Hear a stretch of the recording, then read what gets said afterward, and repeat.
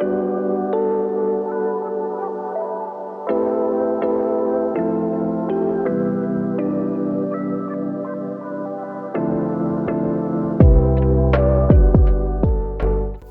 guys, welcome or welcome back again to my channel. I am Grace, and in today's video I'll be showing you how I made this really beautiful, simple, beginner friendly shorts using my sewing pattern. If you're interested in getting the pattern, the link is in the description box.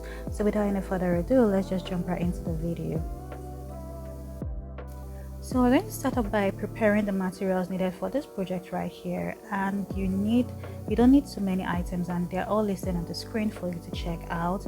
The pattern comes with two versions, the high rise and the mid rise. The high rise is a high waisted and the mid rise is just an inch below the belly button. To cut the fabric, you're going to fold the fabric into two equal parts like so. For the main fabric, you're placing your pattern like this, and the reason why I'm placing it just close to the hem is because I'm not going to be creating a hem, because the hem is decorated. But if you do decide to sew the hem together, I would recommend you extend the hem by an inch or an inch and a half to sew your hem. But because mine is decorated, I don't need that. So for the lining, I'm going to be using this really beautiful crepe material, which is a bit stretchy and shiny, which I really loved. And you're just going to cut on the grain line as well.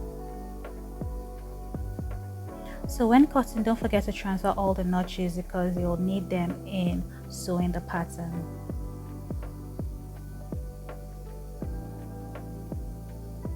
So after cutting, this is what you'll have right here. So we're going to start off by sewing the lining first, and we're going to start off with the front fabric before with the back. So we're going to place right sides together like so and pin it down using your pin. Then you sew it down using a 1/2 inch seam allowance, but do not sew the crotch area because you'll be sewing that later on. And repeat the same step to the back of the fabric while leaving the crotch area unsewn. After doing that, you're going to repeat the same step with the main fabric if you do decide to use a main fabric without a lining. But if your main fabric isn't transparent, you could decide to skip the lining. I decided to use a lining for this because the cord lace is transparent, and you're going to pretty much do the same thing you did with the lining, placing the right sides together, pinning them down and sewing using the 1/2 inch seam allowance while leaving the crotch area open.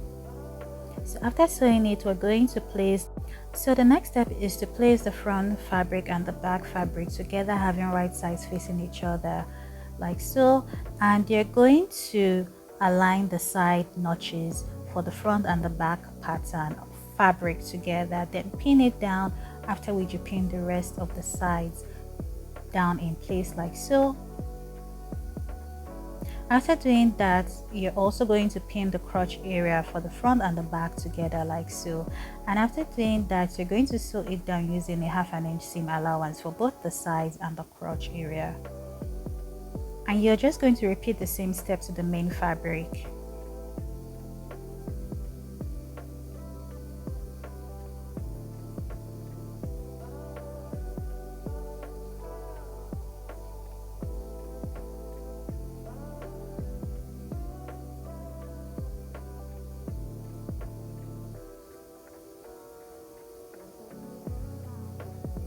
So after sewing everything down, this is what you should have. So we're going to put the main fabric aside, and we're just going to roll the hem of the lining like so, fold it inwards once using a 1/4 inch fold, and you just pin it all around. But as usual, I like to pin the side seams first before I pin the rest of the fabric in place. I am going to repeat the same step to the other leg of the lining. The reason why I'll be doing this for just the lining and not the main fabric is because, like I said initially, the main fabric has a decorative hem, and because it has a decorative hem, I don't need to hem it whatsoever. But if you decide to use a fabric that doesn't have a decorative hem or an embroidery hem, I would recommend you extend the hem by an inch or you just use the same method you're using for your lining for the main fabric. So after sewing it down, you just trim off the excess fabric like you can see me do. After doing that, you're going to fold it again, and this is what you would call your baby hem or your narrow hem. It just leaves for a very neat finishing when you do it this way. So that's what I like doing it this way for the lining. And this is what you have for the front, and this is what you have for the back.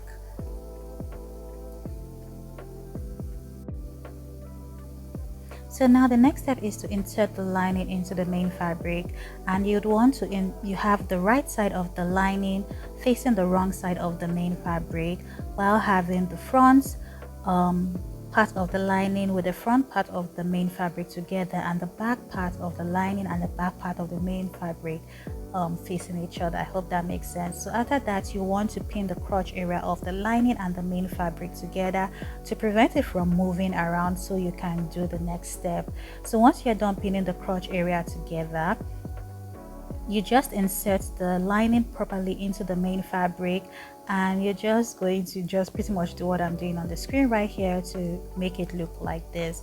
After doing that, you're just going to go down from the waistline of the main fabric by 1.25 inches and just pin that down in place.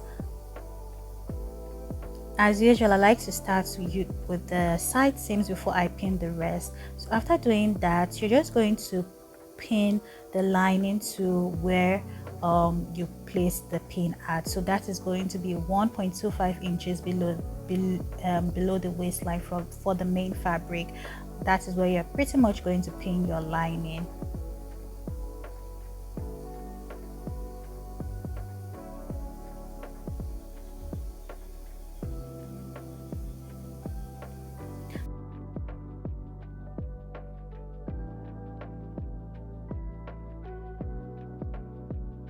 So after you're done pinning the side seams, this is what you'll have, and the next step is to just pin the rest of the fabric as well. So you're still going to go down by 1.25 inches for the rest of the fabric, and just pin that down, and that is where you're going to pin your lining, the top of your lining at. I hope that makes sense.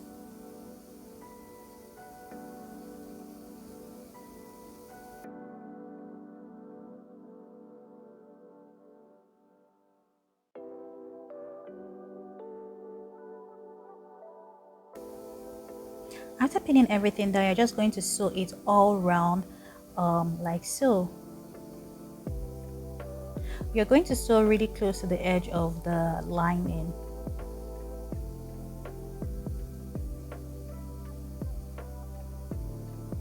So now we're going to create the casing for the elastic band. So in order to do that, you're going to fold the top of the main fabric inwards like so, and you're going to pin it down. So as usual, I like to start with the side seams first before I pin the rest of the fabric down in place.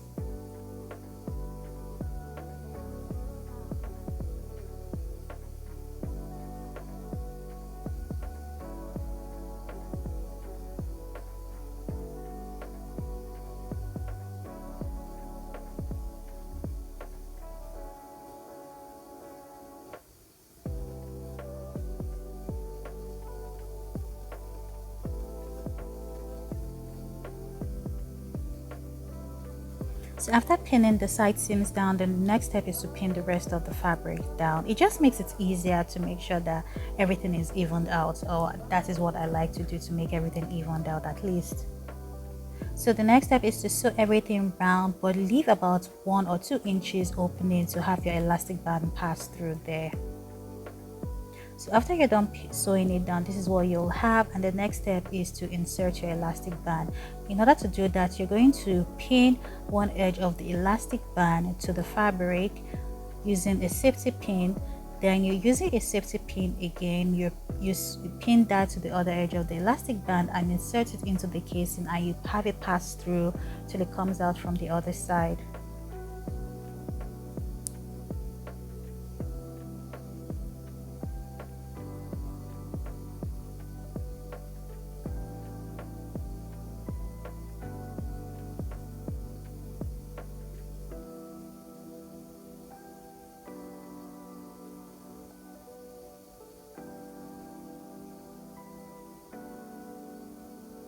After doing that, you're going to pin it down and you're going to sew it using a zigzag stitch.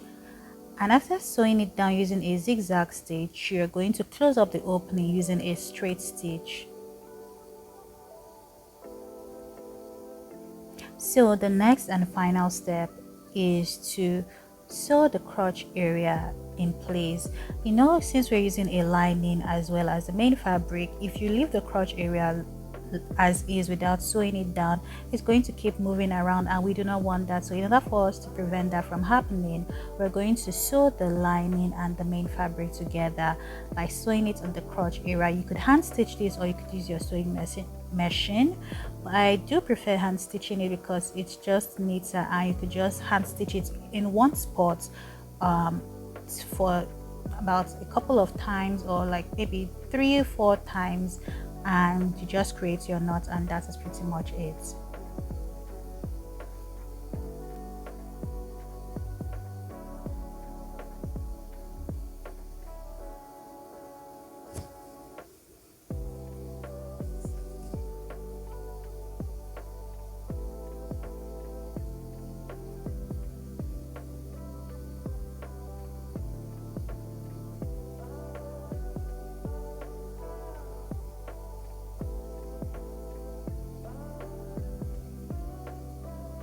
So after doing that, this is what your shorts will look like, and it's pretty much good to go. So thank you so much for watching. I really appreciate it, and I'll see you all in the next video. Bye.